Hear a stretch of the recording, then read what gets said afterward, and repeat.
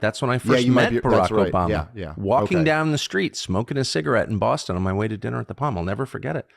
And I met him and Jesse Jackson Jr. They pulled over to say hi to me. All right, let's talk about something that a lot of people feel but rarely hear said this bluntly. Because once you see it, you can't unsee it. And that's exactly why this conversation hits such a nerve. Tucker Carlson and Dave Smith didn't just criticize the Obamas. They pulled back the curtain on how identity politics became a full-blown political business model, and how the ruling class learned to weaponize grievance while living lives of unimaginable privilege. And before we go any further, if you appreciate long-form breakdowns that actually challenge the official story, do me a favor real quick. Hit that like button, subscribe to the channel, and let YouTube know you want more conversations like this, because that helps us keep having them. Now, here's the uncomfortable starting point that no one in polite society wants to address. Michelle Obama goes to Princeton for free and has been in the ruling class her whole life.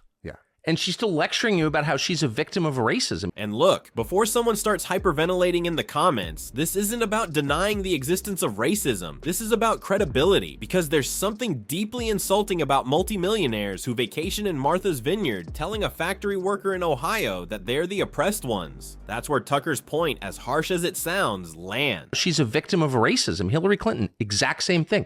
Goes to Wellesley, spends her entire life in the ruling class, and she's still whining about how she's discriminated against. Why are they doing that? Yeah, and did you ever see, they'll have like pictures of side by side, but it'll be like pictures of like Jimmy Carter's house and Obama's house. Exactly. And it totally represents something about the like corroding of our soul. That you're like, we would allow people who call themselves public servants, which of course is ridiculous, they're not, but still, they don't even have to pretend to keep up a facade of that. Like, you get to live in this insane, like, mansion off what? Because you were president and you get to cash in on that now? In a white neighborhood, you should be required to live in the hood if you're Barack Obama. And if you're using that card. You use that card. The only reason you got elected was because of your race.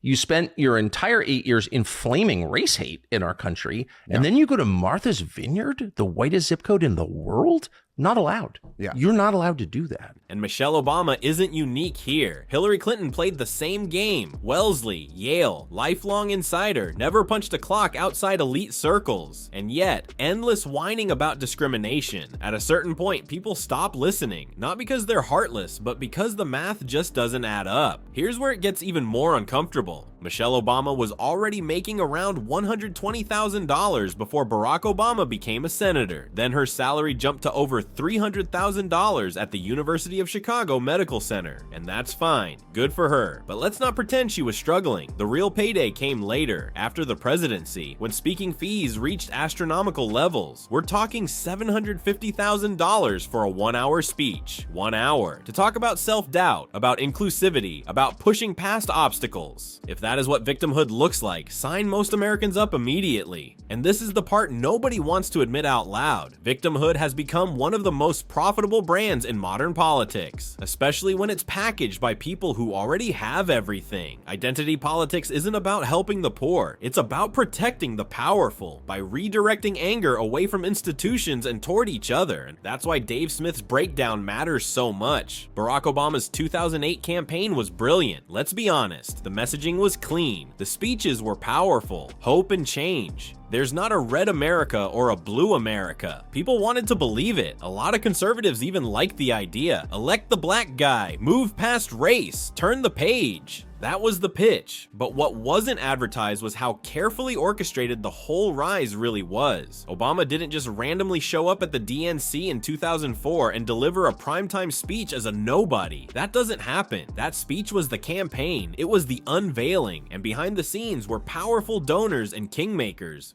By the powers that be. He didn't just happen to, as a junior senator, get like a primetime speaking slot in 2004 where he gave that speech. He wasn't even a senator yet.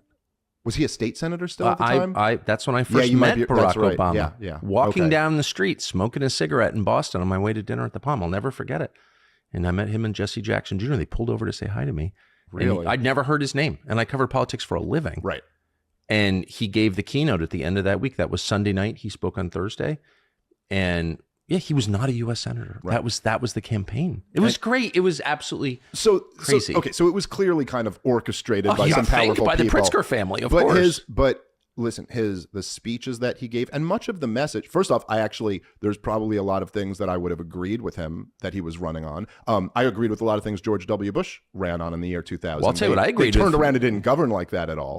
Let's sort of like elect the black guy and get past the race stuff. I loved that. Well, especially because that was his message. That was his message. And let's get past the race stuff. I love that. He goes, and here's the real twist. Obama ran as a unifier, but he governed as a divider. The unity message worked because people were exhausted. Iraq, the financial crisis, Bush fatigue. Americans wanted calm. They wanted healing. And Obama gave them poetry. He gave them speeches that sounded like progress, even when they said almost nothing concrete. But when policy failures piled up, something changed. By the time the second term rolled around, the administration had a problem. The wars weren't really over. Wall Street was still winning. The little guy was still losing. So instead of addressing that, they pivoted hard. This is where identity politics went from background noise to full volume blast. Around 2012, you see the graphs explode. Terms like systemic racism suddenly skyrocket in media usage. Gender ideology, intersectionality, everything ramps up at once.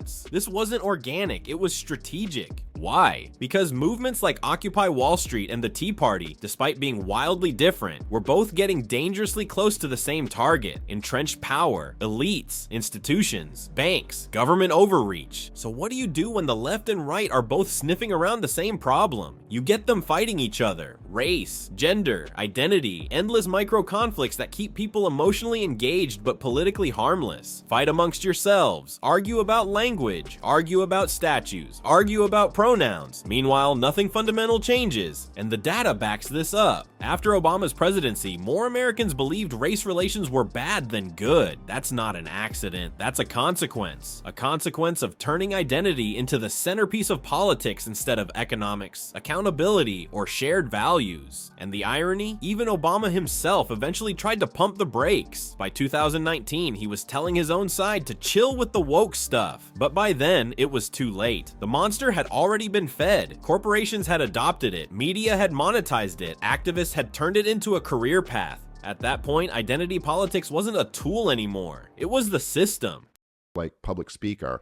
I mean, he never really said anything, but it would still be beautiful. Yes. Like, I remember in his acceptance speech at 2008 at the DNC, we had this whole line where he was like, I love this country, and so do you, and so does John McCain. The men and women who have fought for this country have been Republicans and Democrats and independents, but they fought together and died together, not defending a red America or a blue America, the United States of America. And it's like, and then it's like, I mean, he didn't really say anything there, but but it was beautifully put. I'm 100% for that. Yeah, the message was great. And, it's great and look, message. he also was very critical of the George W. Bush administration's excesses, and I'm going to end the war in Iraq. I'm going to reinstitute habeas corpus. We're going to end torture.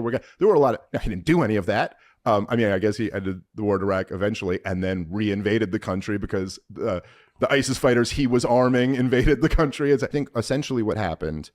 And it was around Obama's re-election campaign. This is where things really went off the rails in this country, was that he got in there and continued and expanded all the worst of the Bush policies. Oh, of course. And so they almost had nothing to run on. And so they decided to pivot to a culture war instead. And this was a decision, and again, I don't know exactly what the conspiracy is, but this decision was made from the top down. That I think it was a response to Obama's failures. It was a response to these movements like the Tea Party and Occupy Wall Street, which were getting a little bit too close. That's right. A little bit too close to the target. And all this, I'm sure you've looked at this before, but where there's these nexus charts and you can chart out like how many times all the woke terms are used, transgenderism, all that. And it's all like right around 2012 that it's all of a sudden like, systemic racism goes from being mentioned like this many times throughout history to like shooting up, like the New York Times and the Washington Post. It's a very famous graph, and I've used it many times in trying to explain this, but that's exactly right. Like, fight amongst yourselves. Yep. This is why the comparison to Bernie Sanders is so fitting. Bernie spent decades railing against millionaires until he became one. Then the target quietly shifted to billionaires. Same energy, same script, different branding. It's never about solving the problem, it's about keeping the narrative alive. And that's the through line here. The Obamas didn't invent identity politics, but they perfected it. They showed how you could stand at the absolute peak of power and still present yourself as a victim, how you could benefit from the system while claiming the system hates you, how you could be adored by media, protected by institutions, and enriched by influence, yet still demand moral authority over everyone else. That's not leadership, that's marketing. Whether you love or hate Trump, his rise was a response, a reaction to years of being talked down to by people who claimed moral superiority while living insulated lives. It wasn't about policy white papers, it was about rejection. Rejection of lectures, rejection of hypocrisy, rejection of being told you're the problem by people who've never shared your reality. And that tension is still unresolved, and so when Tucker and Dave Smith have this conversation, it resonates. Not because everyone agrees with every word, but because it punctures the illusion. It forces a harder question. Who actually benefits from all this division? Because it's not the working class, it's not minorities, it's not the people being told they're victims. It's the same people who've always benefited. And once you see that, the entire game changes. So I want to hear from you. Do you think identity politics was a genuine attempt at justice, or a deliberate distraction from institutional failure? Drop your thoughts in the comments. Hit like if you want more breakdowns like this. Subscribe if you believe truth shouldn't be partisan. And as always, keep thinking.